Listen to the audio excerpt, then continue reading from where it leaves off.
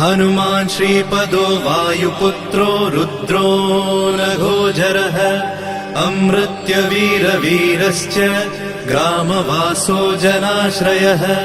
धनदो निर्गुणः शूरो वीरो निधिपतिर्मुनिः पिङ्गाक्षो वरदो वाग्मी सीताशोकविनाशकः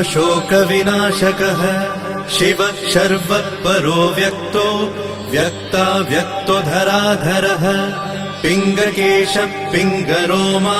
श्रुतिगम्यः सनातनः अनादिर्भगवान् देवो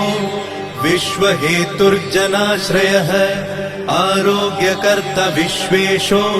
विश्वनाथो हरीश्वरः भर्गो रामो रामभक्तः कल्याणप्रकृतिस्थिरः विश्वम्भरो विश्वमूर्तिर्